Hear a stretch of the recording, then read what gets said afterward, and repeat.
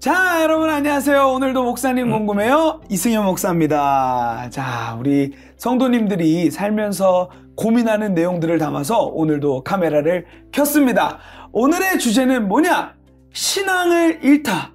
교회를 떠난 사람들의 이야기라는 주제입니다.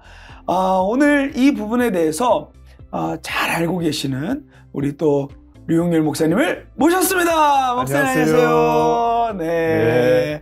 목사님, 네. 요즘 이 교회를 떠나는 사람들이 많다는데 그렇죠. 목사님 알고 계신가요? 그럼요. 너무너무 가슴 아픈 이야기이지만 네. 정말 깊이 관심 기울여야 될, 잘 알고 있죠. 네. 목사님, 요즘 그 교회를 떠난다는 그 현상이 네. 어느 정도 심각한가요? 지금 미국도 한국도 예를 네. 들어 10대 아이들이 20대가 되면서 교회를 벗어나는 일, 네. 신앙에서 이탈하는 비율이 이전에는 80% 정도로 했는데 지금 거의 90% 육박할 정도로 우리 멀쩡한 아이들, 초등학교, 네. 중학교, 고등학교 열심히 교회를 다니면서 나름대로 열심을 냈던 아이들이 네. 20대가 되고 또 직장을 가지게 되고 네. 결혼을 하면서 거의 80~90%가 교회를 떠난다고 나와 있습니다. 그러면 네. 목사님, 아이들이 세대가 전환되면 전환될 때마다 이탈률이 계속 있다는 거잖아요. 그렇죠. 학년이 바뀔 때마다 특별히 고등학교를 졸업하고 대학교를 들어갈 때, 한국도 마찬가지입니다만 미국 같은 경우는 오히려 더 네. 지역을 떠나는 경우가 네. 훨씬 더 많아요. 네. 한국은 서울에 많이 밀집되어 네. 있지만 경기권에, 그러나 미국 같은 경우는 워낙 넓다 보니까 네. 부모님 곁을 많이 떠나가는데 떠났을 때 처음부터 교회에 잘 정착하지 못하면 결국에는 몇 년 지나다 보면 신앙을 잃어버리고 교회 이탈되는 경우가 미국이 사실 그런 가능성이 훨씬 더 많죠. 와, 90% 이상이라고 하면 네. 목사님 10명 중에 한 명도 남을까 말까인 거잖아요. 우리 부모님들이 들으면 내 자식은, 내 아이들은 절대 그러지 않는데 라고 생각하실 텐데 한 번, 이번 기회에 우리 부모님들께서 영상 보시면서 진지하게 한번 물어보셨으면 좋겠어요. 내 아이들이 신앙을 제대로 가지고 있는가, 그리고 이 신앙을 가진 것을 삶의 표현을 하고 있는가. 교회를 정기적으로 다니고 그리고 헌금을 제대로 하며 또 그냥 다닐 뿐만 아니라 교회에 내가 함께 몸낸 공동체를 위해서 뭔가 섬김을 하고 있는가 진실하게 물어봤으면 좋겠습니다. 맞아요. 목사님, 정말 그냥 가다 보면 정말 맹목적으로 가다 보면 그럼요. 정말 그렇게 이탈률에 휩쓸려서 그렇죠. 떠나갈 수 있겠다라는 생각이 듭니다. 목사님, 그러면 이렇게 조금 다음 세대도 그렇고 교회를 떠나는 사람들의 지금 현상들이 계속해서 일어나고 있는데 과연 도대체 왜 이런 문제가 일어났을까요? 그게 진짜 중요한 질문인데, 왜라는 것을 알아야 우리가 또 해답을 찾을 것 아니겠습니까? 그죠?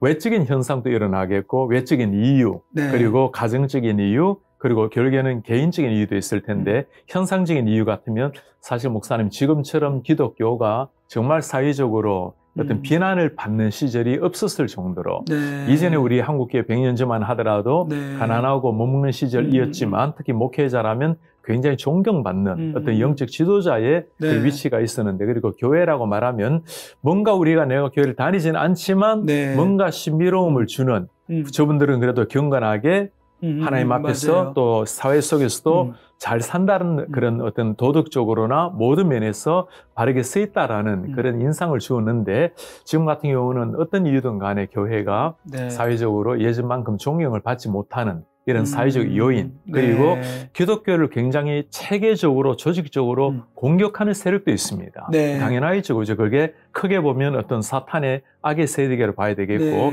또 우리가 너무 잘 살게 되었어요. 물질주의, 세속주의 이런 폭력함들이 어쩌면 사람들에게 공격해와서 더 이상 내가 영적인 일에 관심이 없다. 다른 데 관심 둘 때가 너무 많다. 이런 것들이 이제 외적인 요인이라면 정말 가슴 아프지만 중요한 요인은 가정에도 있다 볼 수 있습니다.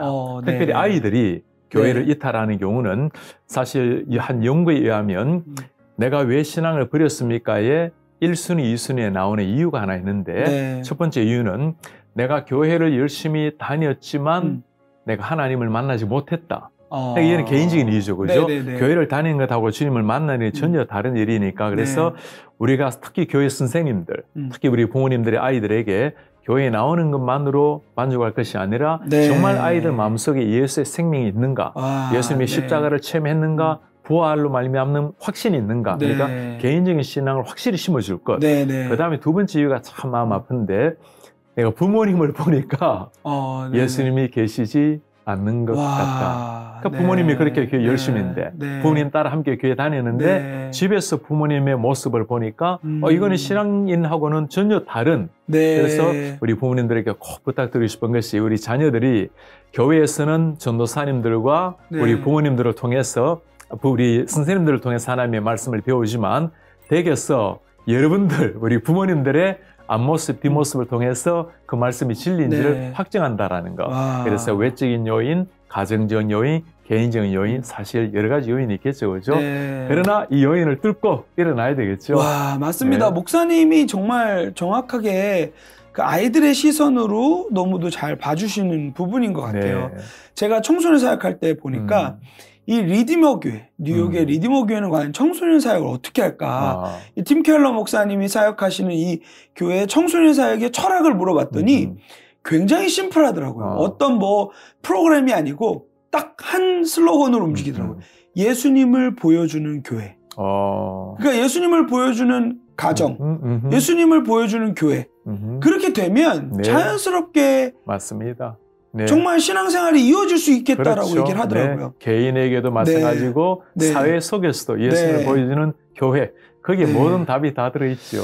와, 목사님의 지금 이 말씀을 들으니까 저희가 가정에서 또 사회 속에서 또 교회 안에서는 어떻게 해야 될지가 좀 명확하게 보이는 것 같아요. 그렇습니다. 목사님. 우리가 정말 믿는 예수 그리스도라면 부족하지만 연약하지만 최선을 다해서 믿는 예수님 앞에 부르심에 합당하게 살아내려고 노력하는 것. 자녀들은 완벽한 부모님을 기대하지는 않습니다. 그러나 진심 있는 하나님 앞에 살려가는 그런 부모님을 기대할 것이고 세상도 마찬가지입니다. 교회가 완벽하기를 누가 기대하겠습니까? 본인들은 더 무너져 있는데 그러나 최소한 교회는 달라야 된다. 예를 들어 어떤 교회 슬로건은 상식이 있는 교회. 아니 우리가 너무너무 가슴 아픈 일이에요. 그죠? 상식보다 나은 교회가 돼야 되는데. 부끄럽네요. 그럼요. 정말 우리 부끄럽게 하는 말인데 이런 면에서 교회가 하나님 앞에 살아낸다면 하나님을 보여준다면 그 자체가 전도가 되겠죠. 목사님 그러면 저희가 가정에서건 사회에서건 교회에서건 우리가 할 수 있는 영역들이 이런 부분들은 우리가 할 수 있는 영역이지만 목사님 아까 말씀하신 것처럼 저도 많이 느끼거든요. 요즘 세속화에 따라서 너무 부유하다 보니까 하나님을 안 찾잖아요. 그 자기가 스스로 할 수 있다고 생각하고. 근데 목사님 정말 필요하잖아요, 우리 주님이. 맞습니다.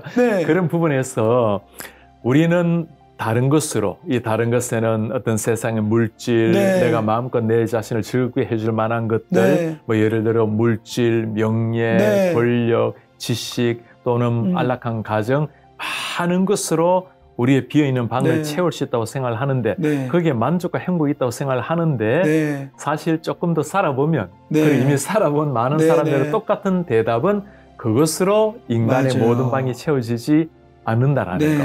오히려 정말 모든 걸 다 누린 그런 사람들이 오히려 저렇게 무너지는 것들 우리가 텔레비전이나 매체를 통해서 보고 있잖아요. 그죠? 무슨 일일까요? 자기가 정상에 올라가서 이제는 내가 다 누릴 것이라고 생각을 했는데 정말 올라가 보니까 아닌 거야. 여기에 답이 있지 않다라는 거. 왜냐하면 우리 속에는 하나님이 아니고는 채워질 수 없는 방이 있다라는 거. 그래서 그분들에게 다 겉으로 보면 멀쩡하게 보일지라도 반드시 그 속에 비어있는 방이 있다는 걸 알아야 우리가 담대하게 복음을 전할 수가 있습니다. 그리고 또 한편은 사실 물질 문명이 예전과 다르게 지금은 많이 풍부해졌습니다. 그러니까 우리가 조금만 생각해 봐도 내가 이것으로 말미암아 진정 내 삶이 행복하지 못하다는 걸 자기 자신도 알아요. 그래서 이때 거기서 포기하지 말고 그리고 그냥 체하지 말고 난 행복한 채 남들보다 좋은 차를 가지고 있으니까 그럴 것이 아니라 정직하게 내가 신 앞에 한번 쓸 수 있는 기회를 가졌으면 좋겠어요. 맞습니다, 목사님. 그렇기 때문에 저희도 교회 입장에서는 이런 사회 속에서 복음으로 진검승부하는 게 너무 중요한 부분인 것 같아요. 많은 네. 경우는 오히려 이 시대가 네. 우리가 복음을 굉장히 부담스러워하는 시대라고 생각을 하고 네, 자신 있게 나가질 못해요. 네. 그리고 이미 좀 남들이 보기에는 세상적으로 네. 갖추어져 있다고 생각을 하면 약간 두려워하기도 하고 주저하기도 하고 이 사람에게 복음이 필요할까? 네. 진짜 그분이 필요해요. 그러니까요. 왜냐하면 누구보다도 그 자신은 더 잘 알아요. 내가 이것이 아니라는 거. 그래서 겸손하지만 당당하고 확신 있는 모습으로 복음을 전하는 것. 예를 하나 들면 사도 바울을 보면 바울이 개인적으로나 회당에서나 유대인들에게나 모든 사람에게 복음을 전했습니다. 유대인들에게 복음을 전한다라는 것은 굉장히 위험한 일이에요. 자기도 유대인 아닙니까? 완벽한 유대인으로 살았는데 동족을 배신한 일이잖아요. 그럼에도 불구하고 사도 바울이 알은 겁니다. 아무리 너희가 종교적으로 열심을 낸다 해도 거기에 진리가 없다라는 거. 심지어 왕 앞에서도 복음을 전합니다. 왕이 연애가 쇠사슬에 묶여있는 것을 제외하고는 나처럼 되기를 원합니다. 야, 이 확신, 그 눈빛. 그러니 아마 베스도가 아마 움찔했을 거예요. 이 사람이 이게 아닌데 뭐가 있길래 이렇게 말할 수 있는가? 그래서 우리는 겸손하고 정중한 자세를 가지고 있지만 확신과 담대함으로 전해야 될 것이 복음입니다. 맞아요. 목사님, 제가 어떤 통계를 봤더니 이 확신에 찬 메시지가 없는 것이 또 교회를 떠난 요인 중에 하나로 되더라고요. 그렇죠. 맞습니다. 너네가 진짜를 말하면 진짜를 얘기하는 것처럼 얘기하고 진짜를 살아내라. 이게 세상의 이제 이야기거든요. 맞습니다. 목사님 정말 진짜 그 확신 안에 복음을 전해야 되겠습니다, 목사님. 그 확신은 예수님을 진짜 만나야 돼요. 아멘입니다, 목사님. 모든 것의 근본은 사복음서의 제자들은 주님을 따라다녔지만 확신을 못했어요. 사도행전의 제자들은 예수님 안 계시잖아 지금. 예수님 전한 것 때문에 매 맞고 감옥에 잡혀 들어가고 그러나 그들의 눈빛이 달라진 겁니다. 사람을 바라보았을 때 사람을 대하는 눈빛, 확신, 나에게 은과 금은 없지만 나에게 있는 것 이건 너에게 주노니 예수 이름으로 일어나 걸어라. 야, 이런 확신. 맞습니다. 목사님, 진짜 저희가 진짜 확신 안에서 주의 말씀으로 진검승부하는 사람들이 되어야 되겠습니다.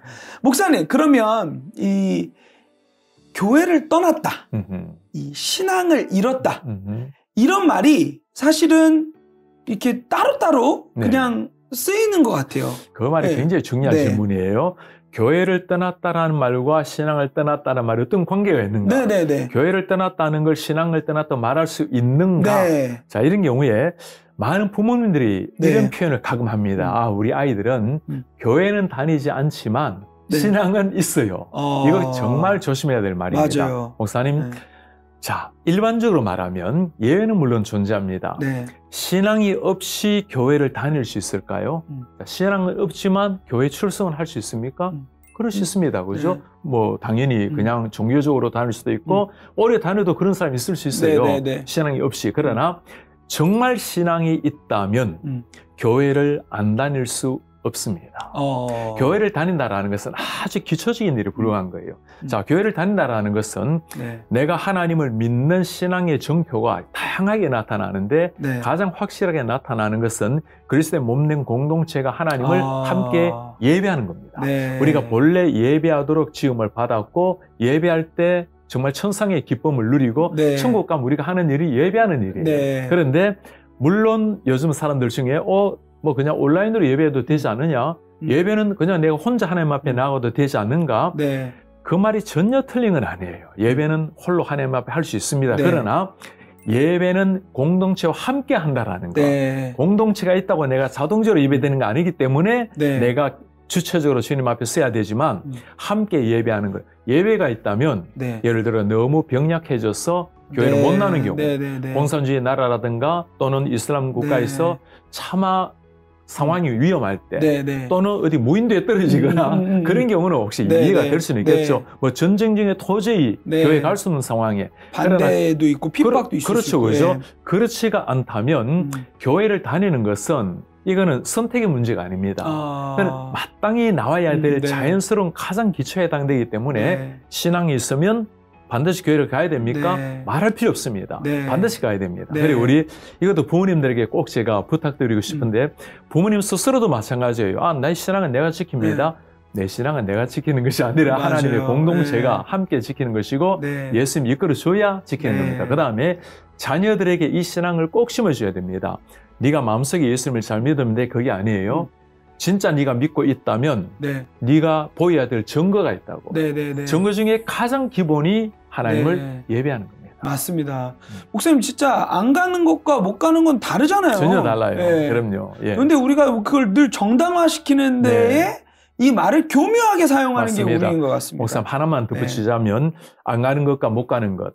우리 대한민국의 이전에 일제치하에 그다음에 6.25 전쟁 때 그때도 교회 문을 닫지 않았습니다. 그때는 못 갈 상황이에요. 교회 가다가는 잡혀 죽기도 하고 또는 위험하기도 하고 그런데도 예배를 존중히 여겼던 나라가 우리 한국의 역사입니다. 그러니 못 갈 이유는 그였다 봐야 돼요. 맞습니다, 목사님. 정말 저희가 생각해 봐야 될 아주 중요한 주제라고 저는 생각이 들어요. 목사님, 그러면 계속 이제 교회와 이 신앙생활은 결국은 상관관계가 있고 함께 가야 된다고 그렇죠. 하는데 신앙생활에 있어서 그만큼 정말 교회가 중요한가요, 목사님? 그렇죠. 중요하죠.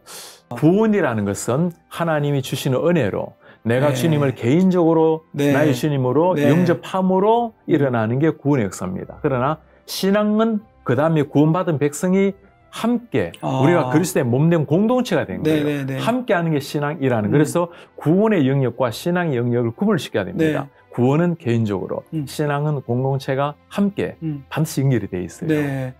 목사님, 그러면 지금 이 2000년 역사 가운데 그래도 교회는 무너지지 않고 지속되어서 이제 나와왔잖아요. 근데 지금은 계속 절망적인 소리들이 많이 있는데 목사님, 이 절망적인 이야기들이 희망적인 이야기로 바뀔 수 있을까요? 당연하죠. 목사님이 벌써 질문에 희망이 써 있습니다. 목사님, 지금보다 정말 위기가 없을 정도로 교회가 많이 문을 닫고 한국 같은 경우도 팬데믹을 지나가면서 6만 교회 정도가 있었는데 1만 교회 정도가 문을 닫았다고 해요. 이민교회, 우리 미국에 있는 한인교회 같은 경우는 코로나 전에는 약 3,500교회가 있었는데 지금은 2,800교회, 그러니까 한 700교회가 문을 닫았다고 하는데 젊은이들이 교회를 많이 떠나간다라는 굉장히 어두운 이야기를 많이 하고 있는데 목사님 가만히 생각해 보세요. 우리 기독교가 이런 위기 상황에 오히려 강합니다. 초대교회만한 위기가 있습니까? 중세교회 예수 믿다가 불타 죽고 잡혀 갈림을 당하고 숫자가 조금 줄어들고 때로는 교회가 문을 조금 닫고 있지만 그러나 반드시 우리는 이것을 딛고 일어나야 될 겁니다. 그래서 제가 한국교회를 보면서 고마운 것은 지금 많은 분들이 한국교회를 걱정하고 있잖아요. 그런데 사실 지금 한국교회는 하나님 앞에서 오히려 더 이것이 체질이 되었어. 오히려 신앙이 힘해진 사람들이 진짜 내가 하나님이 누군가 고민하게 되고 오히려 세속에 빠졌던 사람들도 팬데믹을 지나가면서 세상 속에 확 들어가 보았는데 이게 아니구나라고 오히려 세상을 회의하게 되고 신앙이 아니라 오히려 교회에 나오는 사람들 그리고 이제야말로 우리가 일어나야 된다는 기운이 일어나고 있는 거 그런 걸 보면서 우리 역시 위기에 강한 나라구나 반드시 희망의 노래를 부르게 될 겁니다. 아멘입니다. 목사님, 방송을 보시는 분들 중에 개인의 신앙의 회복 그리고 교회를 나가고 싶은 그런 마음을